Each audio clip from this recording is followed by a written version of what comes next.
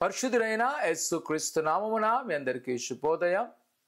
నేడు ఉదయకాల సమయంలో సాయంకాలం లెంట్ యొక్క ఆరాధన జరుగుతున్నాయి. ప్రతి వారు పాల్గొవలసిందిగా కోరుకుంటున్నాను.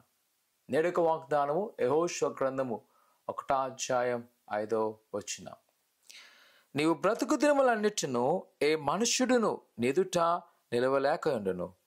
నేను మోషేకు తోడైనట్లు నీకును తోడైయుందును.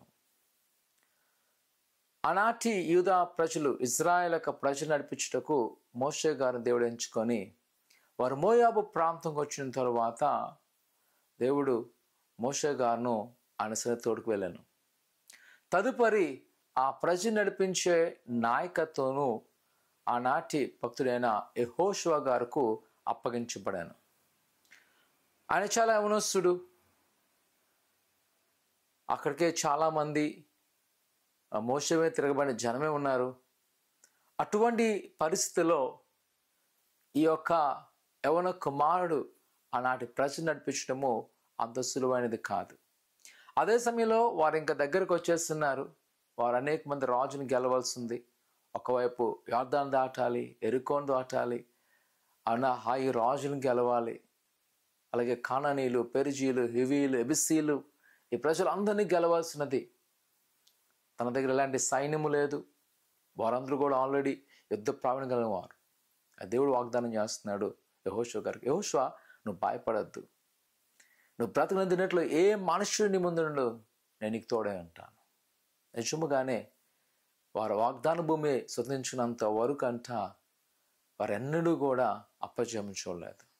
ఆ కాలం చేస్తున్న పరిస్థితి వల్ల వచ్చిన అపజయము తప్ప మిగతా ఏవి కూడా కలగలు. ఎందుకంటే ఆయన వాగ్దానం ఇచ్చిన వాడు నమ్మదగిన వాడు. ఎందుకంటే ఆయన మనతో ఉన్నాడు. ప్రియకుమారకుమార్తె ఉదయకాల సమయంలో ఒకవేళ నీకున్న పరిస్థితుల్లో నీకున్న ఇబ్బందికరమైన సంఘటనలు బట్టి నువ్వెంతో దిగులు చెందుతున్నావేమో, భయపడక, దిగులు చెందక, దేవునికి వాగ్దానం చేస్తున్నాడు. ఆయనకి తోడే ఉన్నాడు. ఆయన కాలంలో నీ పట్ల గొప్ప కార్యం చేయాలి. నువ్వు ఏదైతే కోరుకున్నావో దానికన్నా ఎక్కువగా ఆయన ఆశీర్వదించే దేవుడు నా ప్రియకుమారకుమార్తె. కావున దిగులు చెందక ఆయన నమ్మకించు, ఆయన పట్ల గొప్ప కార్యం చేయను. ప్రార్థన చేసుకుందాం. పరిశుద్ధుడా దేవా, నీకున్నారు నీ బిడ్డలైన వారు మీ జ్ఞాపకం చేసుకొని నీ దేవాశీర్వాదం నింపండి ప్రభా. నీ కృపాక్షాలు నింపి బలపరచండి. ఇదిగో వారుకున్న ప్రతి కొదులు మీరు తీసివేయబడుతున్నారు దేవా, నీకున్నారు.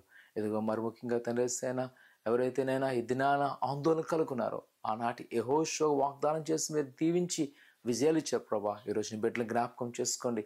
వారికి అపజయాల నుంచి విడుదల చేస్తున్నాయినా దీవెన ఆశ తింపమని ఏసునామడుతున్నాం తండ్రి, ఆమేన్. భయపడదు, దిగులు చెందొద్దు. ఆయన వాగ్దానం పట్ల నమ్మకం ఉండండి. దేవుడు సకాల గొప్ప కార్యం చేయను గాక, ఆమేన్.